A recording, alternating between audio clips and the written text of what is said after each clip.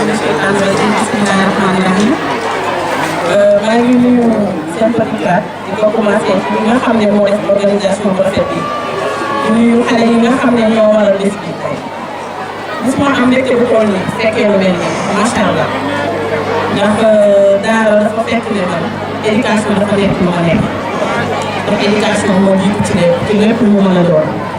kon lépp mbir bu ma mës a tuddee tey laa gën a am mbégte ci bisu stade bi li ma mës a tuddee ci stade bi tey laa gën a kontaan ndax gis naa xale yi ñu ngi reetaan xale yi ñu ngi tëb di foof ba pare xale yi ñu ngi wane seen xam-xam kon macha allah yal na yàlla def beneen bi mooy damay remercier ñi nga xam ne ñoo porté choix bi ci man di leen wax ne Daara Jolof man fi laa dëkk fi laa yoroo fi laa juddoo fi laa bokk lépp lu mu def rek xam nañu ne dafa ko mënoon waaye lépp lu ma daara sollicité rawatina éducation bi nga xam ne mooy base lépp man année damay kontaan def ko tey xale yi yëpp seen bis la waaye maman yi tamit dama leen di yóbbante yéen xale yi bu ngeen demee seen yaay yi nan leen bàyyi ci école yi ngeen jàng rawatina sama doom yu jigéen ñi waaye maman yi tamit dañu utal xale yu jigéen yi kayitu juddu ndax nag école waxuma la base bi muy def ci doomu aadama waaye xale yi nga xam ne ñoom laa jàkkaarloo ñoo war a yor Sénégal ëllëg kon na xale yi jàng du ma jàll te félicité wu ma enseignant yi ak jàngalekat yëpp ndax dégg naa département de Linguère yéen a gën a xarañ ci département de Linguère rawatina région de Louga yéen a ci gën a xarañ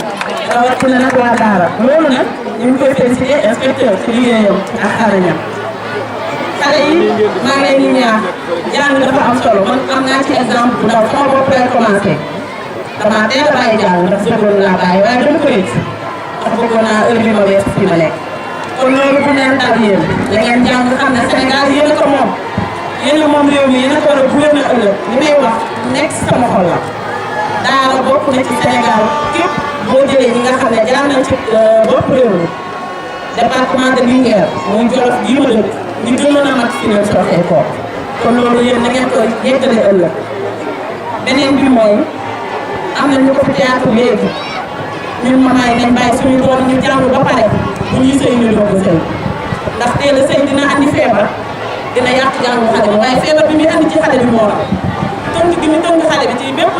anam moo gën a métti waxuma naa sax éducation bi ñu yàq kon tey am naa mbégte tey taxaw fii jàkkaarloo bi yow di leen wax ne li ñu def ren yal nañ ko mën déwén lu ko ëpp di leen wax ne du ma tàyyi ci éducation li ma doon yéen a ma ko def yéen population de Daara kon su ma fi delloo nag kon xam ngeen ne am aw ma lool du ma bàyyi pour du ma remercier ñi ma àndal ñi nga xam ne saa yu ma leen woowee ñu dagg seen yitte àndal man maa ngi leen di baalu am di leen sant di sant tamit encore une fois seen petit cas di leen wax ne li ngeen def nii wane na nag fii avant ñu fi war a jógee nag ñu war a yor réew mi yàlla ci bokk ëllëg